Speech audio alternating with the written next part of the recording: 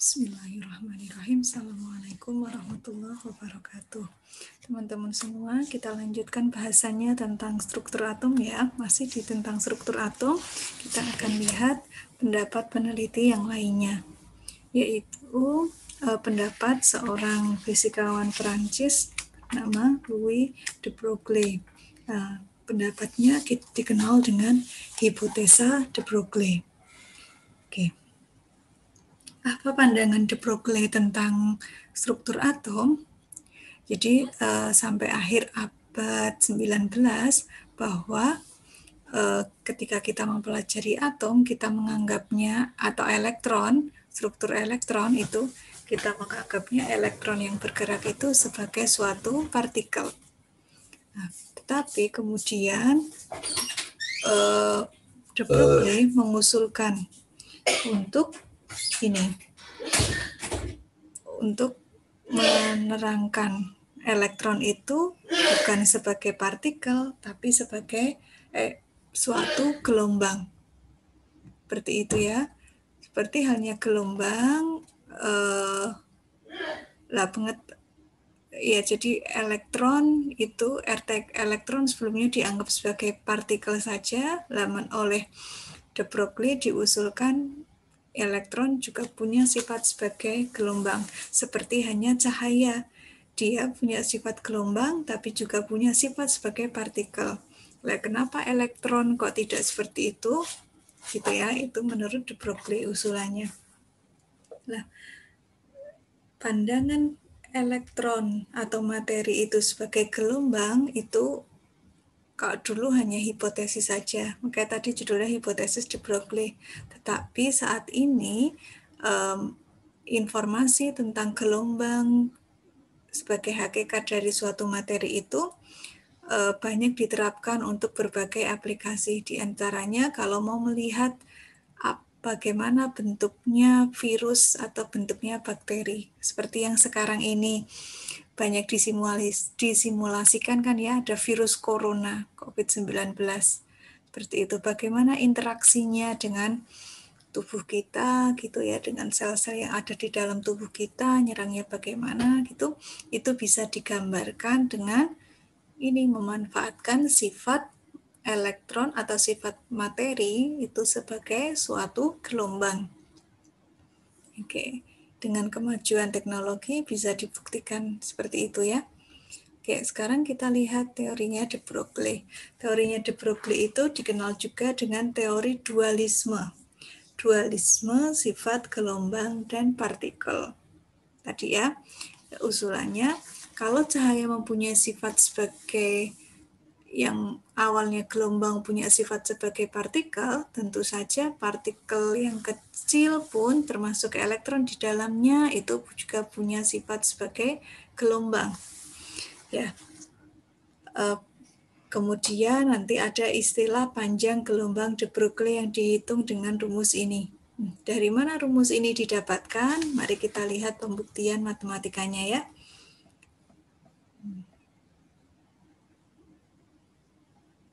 Oke, kita lihat pembuktian matematika untuk membuktikan bahwa elektron punya sifat sebagai partikel, juga punya sifat sebagai gelombang.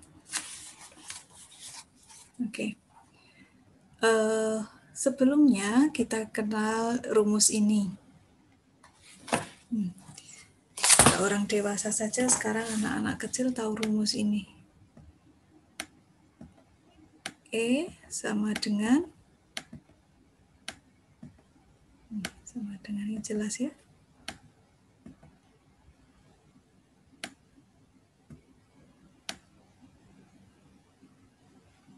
M kali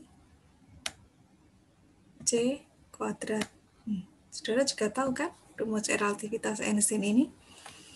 Oke, kita lihat sekarang ini. Energi sama dengan massa dikali kecepatan cahaya yang dikuadratkan, gitu ya.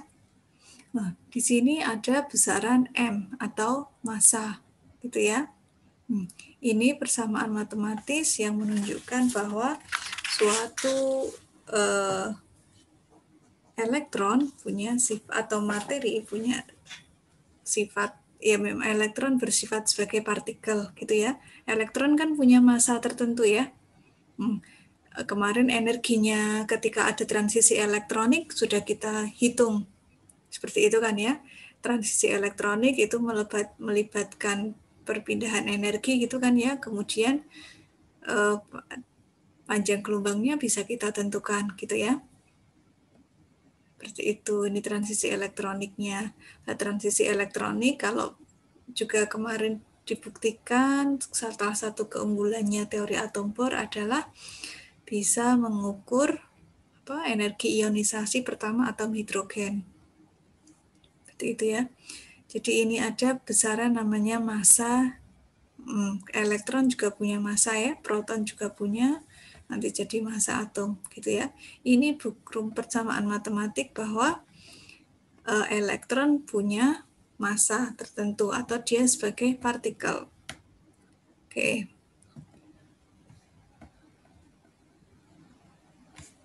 Atau boleh C-nya sekarang kita ubah dengan besaran V. Nanti biar sama seperti rumus momentum.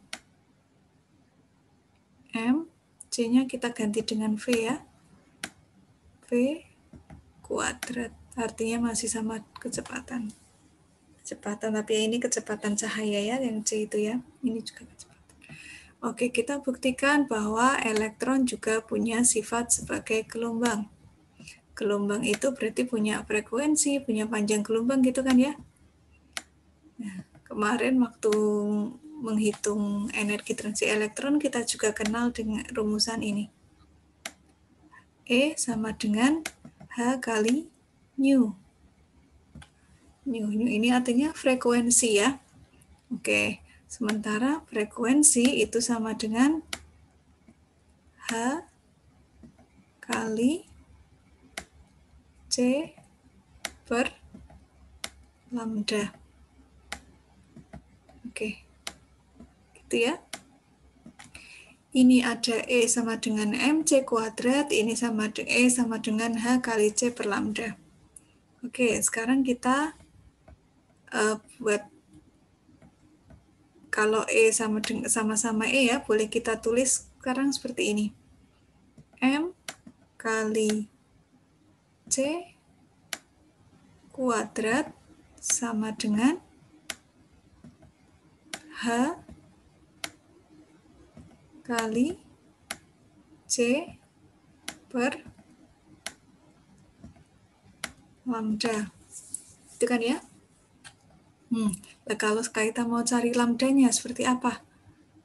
Ya, kalau ini pindah ruas ini berarti ini per 1 gitu kan ya. 1 kali HC sama dengan tetap HC gitu ya.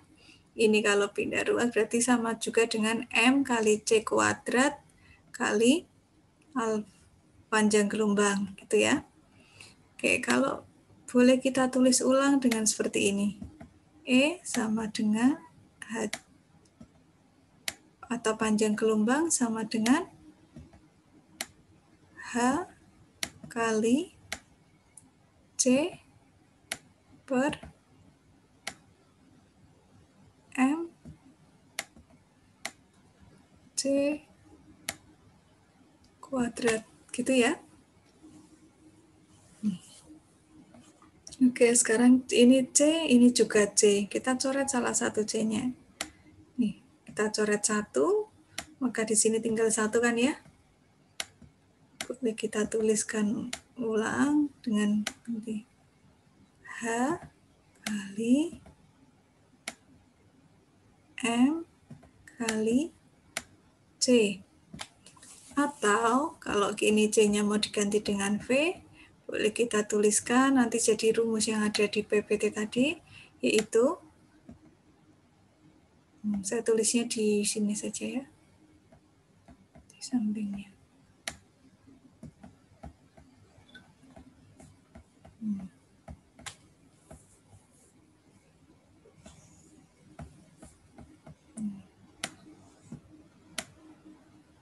Boleh kita tulis ulang, lambda sama dengan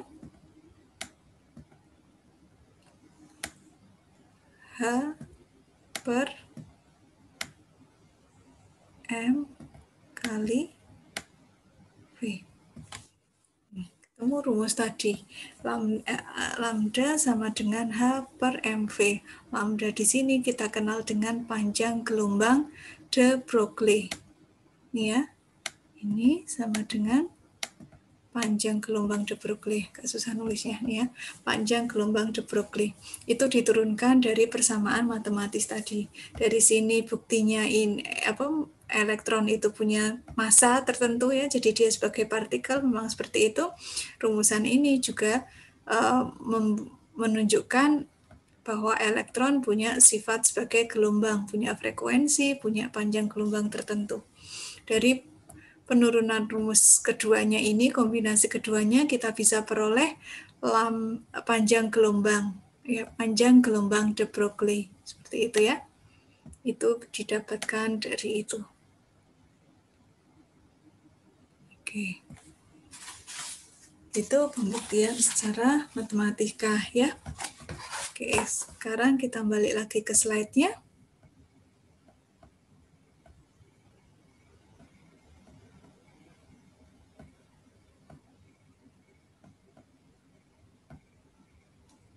Ini tadi kita sampai sini.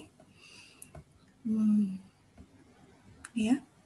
Selain ini dibuktikan di mana gelombang otomotif dijelaskan secara matematika. Ini dapatkan rumus ini tadi yang kita sudah peroleh. Seperti itu ya.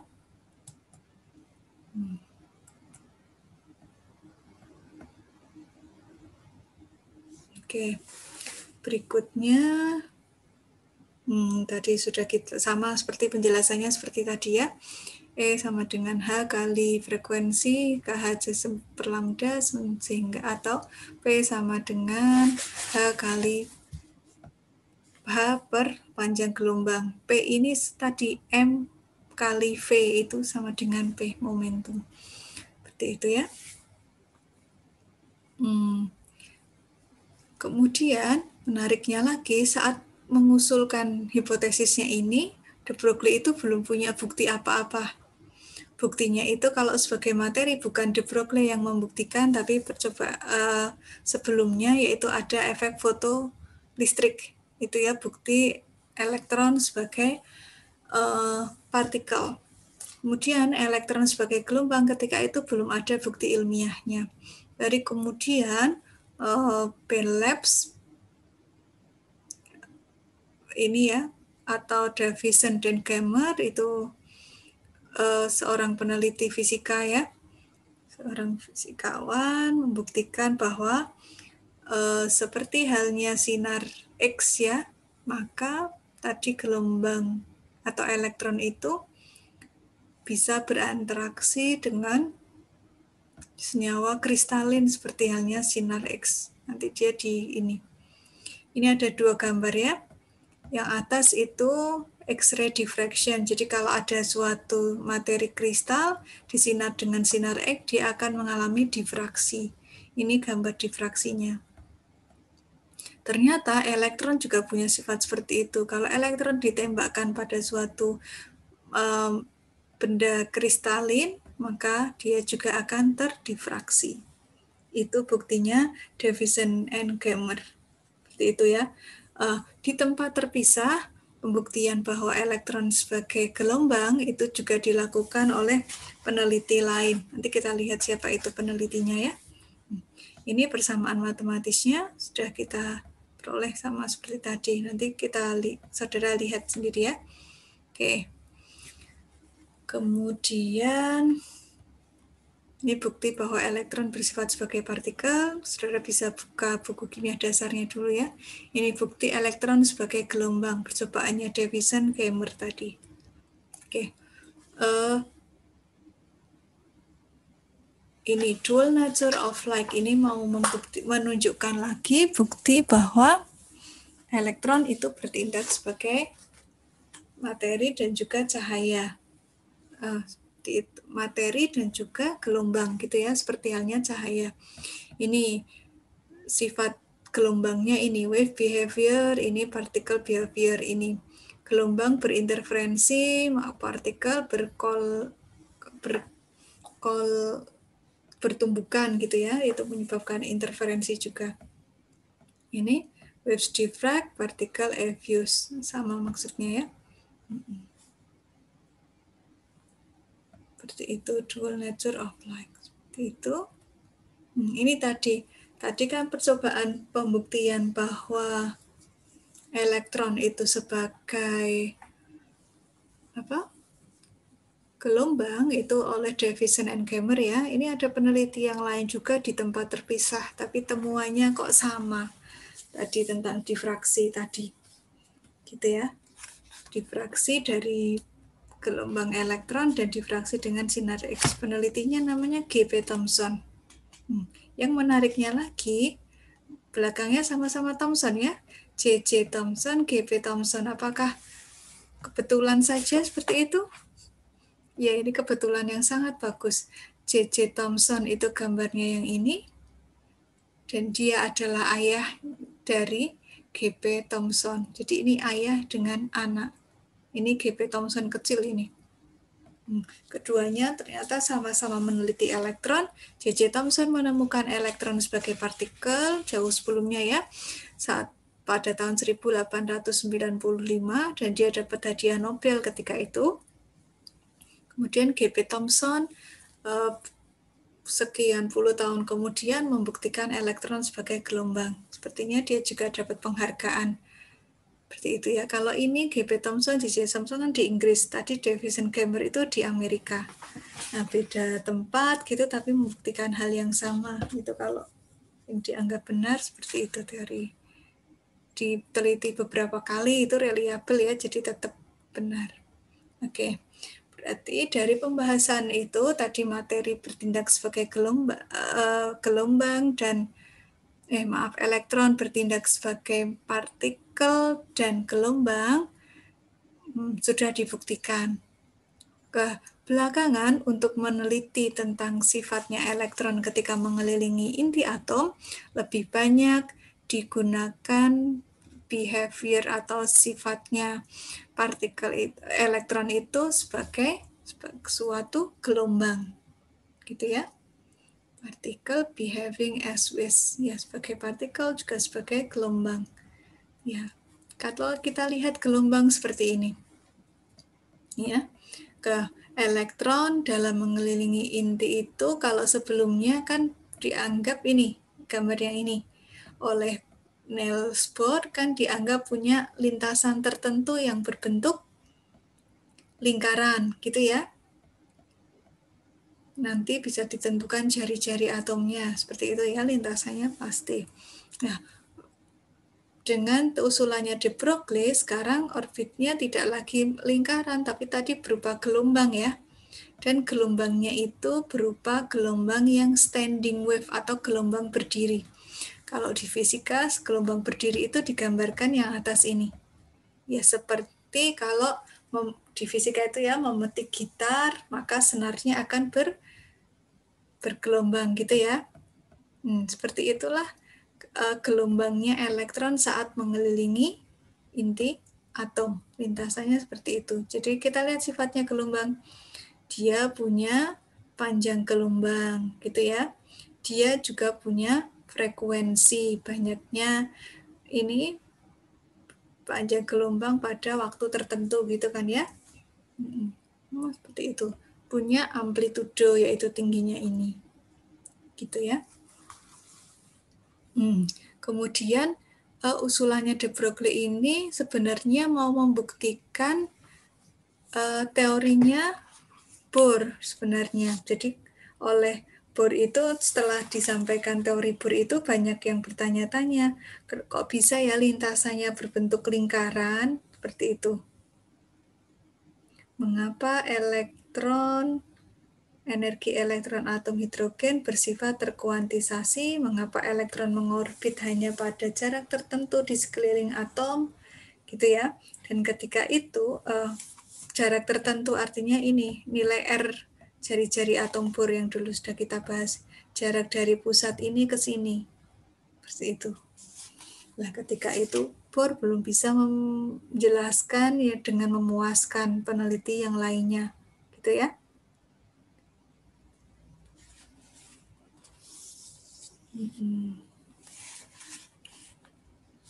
Ya, ini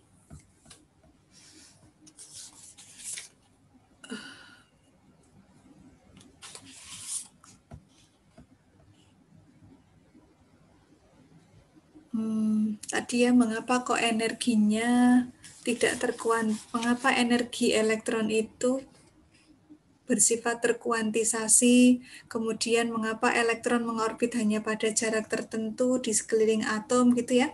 Ini dibuktikan dengan ini.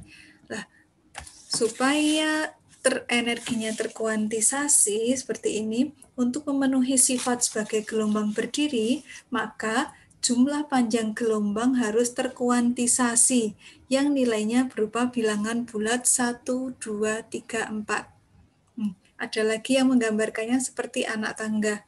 Nggak mungkin bilang saat naik tangga ya, saat lantai 1, lantai 2, lantai 3, lantai 4 gitu ya. Itu terkuantisasi itu seperti itu. Nah, supaya seperti itu, maka jumlah panjang gelombangnya jumlah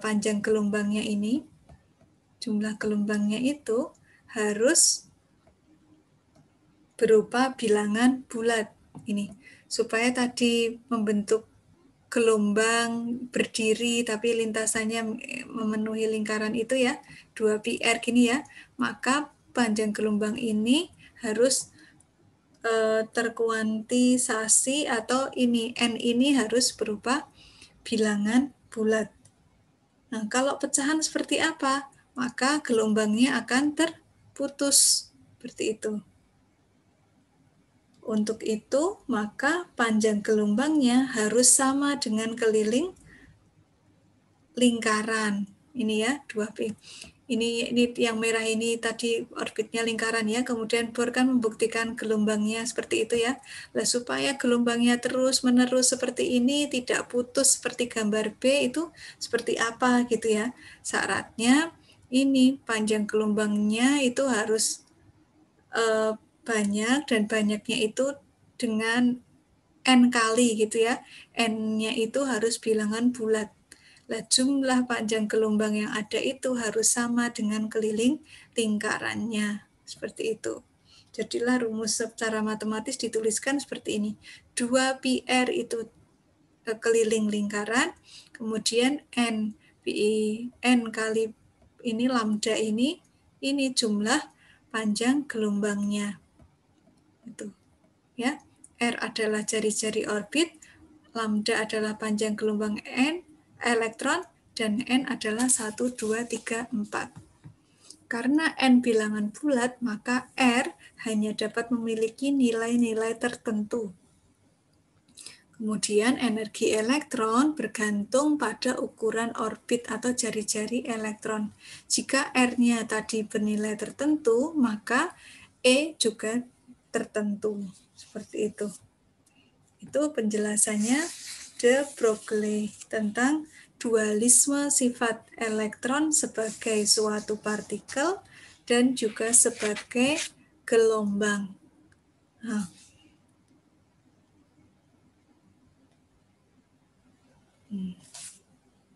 seperti itu ya. Nah, itu tentang hipotesa de Broglie atau dualisme sifat elektron, biasa dikenal dengan itu. Oke.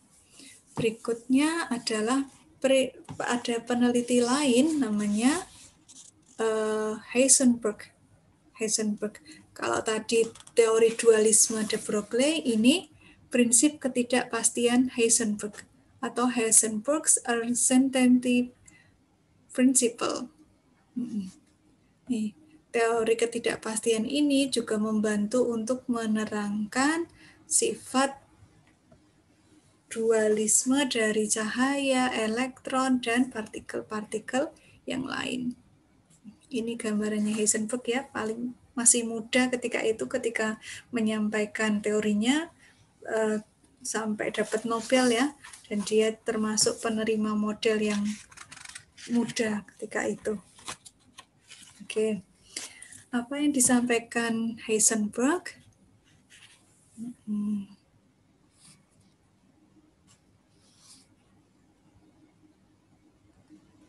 Nah, pada tahun 1920, Niels Bohr dan Werner Heisenberg berusaha menentukan sampai seberapa jauh kecepatan yang diperoleh dalam menentukan sifat-sifat subatomik. Dalam meneliti itu ada dua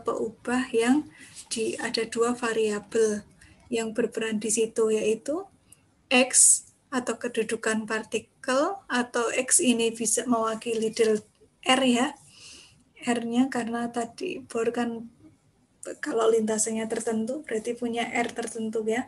Kemudian ada karena elektron itu bergerak terus-menerus dia punya momentum. Gitu ya. Oke, lah secara sederhana prinsip ketidakpastian itu ingin menyampaikan ini pendapatnya Heisenberg ya. Jadi elektron kan tadi sudah bergerak mengelilingi inti atom, kemudian bentuknya seperti gelombang berdiri ya, atau standing wave. Nah, oleh Niels Bohr kan dulu sebelumnya kedudukan elektron bisa ditentukan secara pasti ya, demikian juga momentumnya. Ini mau menyanggah pernyataan Bohr yang seperti itu, disampaikan oleh Heisenberg seperti itu. Jadi, secara sederhana, prinsip ketidakpastian itu ingin menyatakan bahwa tidak mungkin untuk membayangkan elektron yang terus bergerak mengelilingi inti atom dengan lintasan atau posisi yang tertentu atau pasti, atau X, gitu ya. Nah, ini menyanggah yang tadi kedudukan elektron punya posisi yang pasti, artinya punya R, gitu ya, R tertentu. Menurut Heisenberg, tidak mungkin mengetahui nilai delta R secara pasti. Jejak elektron tidak dapat ditentukan secara pasti dengan perhitungan matematik. Sebagai gantinya, jejak elektron yang bergerak dengan karakteristik gelombang, maka akan muncul pita ketidakpastian. Seperti itu. Ini ya prinsip ketidakpastian, ini delta X dan delta P lebih besar sama dengan H per 2pi. Seperti itu.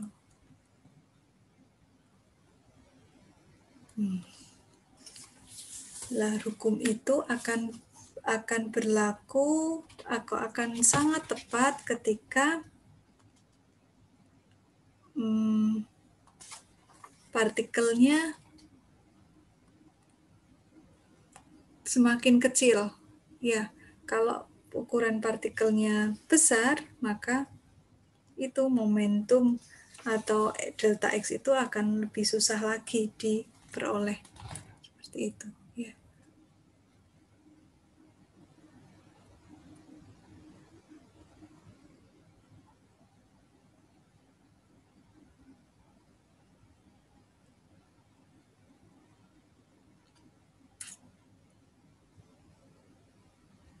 Ini adalah contoh pembuktian bahwa tadi kalau ukuran partikelnya atau massa partikelnya besar, maka posisi atau kedudukannya bisa ditentukan secara pasti. Tapi kalau kecil itu jadi tidak pasti, ya itu. Oke. Mulai tadi Broglie kan menunjukkan bahwa elektron sebagai gelombang ya. Pembahasan selanjutnya itu elektron dikenal sebagai suatu gelombang. Dan ada teori khusus namanya teori mekanika gelombang. Seperti itu. Teori mekanika gelombang ini disampaikan oleh peneliti yang lain yaitu Erwin Schrödinger. Tadi tidak mungkin untuk menentukan posisi elektron secara pasti. Ada istilah orbit oleh Niels Bohr, dari teorinya Heisenberg itu ada istilah orbital. Jadi daerah orbital itu apa? Daerah di mana kemungkinan untuk menemukan elektron itu cukup besar. Tadi sesuai prinsip ketidakpastian tadi. Nah, kemudian peneliti selanjutnya yaitu Erwin Schrödinger. Ini tidak menggambarkan struktur atom seperti apa gitu ya, tapi lebih menerangkan tentang model matematika untuk menggambarkan posisinya elektron ketika mengelilingi inti. Keadaannya itu seperti apa? Gitu ya. Jadi bukan struktur elektron yang seperti sebelumnya ada bola pecal, ada roti kismis, ada seperti lintasan planet gitu ya.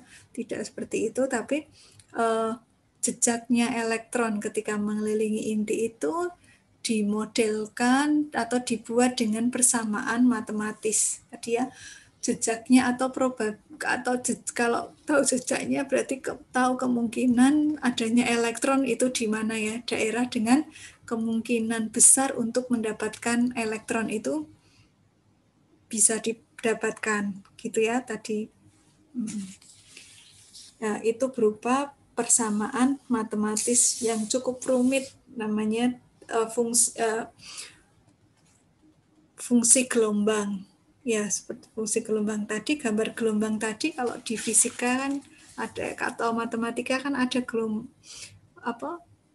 sering gambarkan ya kosinus, sinus gitu ya, fungsi gelombang sinus, kosinus.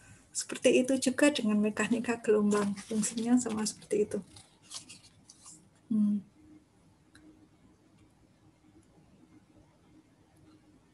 Ya, ini lintasannya nanti atau daerah kemungkinan itu bisa diperoleh dengan menggambarkan model matematisnya, persamaan matematisnya berupa fungsi gelombang. Simbolnya psi. Ya.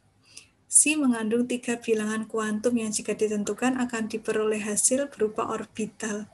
Psi kuadrat menggambarkan rapatan muatan elektron atau peluang menemukan elektron pada suatu titik dalam atom. Ini tadi lebih ke persamaan matematisnya ya, supaya lebih teliti lagi.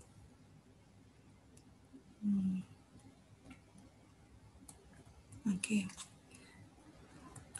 Sebentar.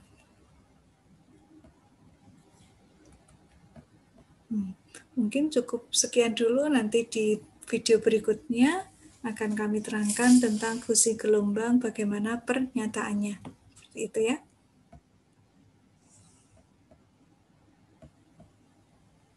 Sekian, Assalamualaikum warahmatullahi wabarakatuh.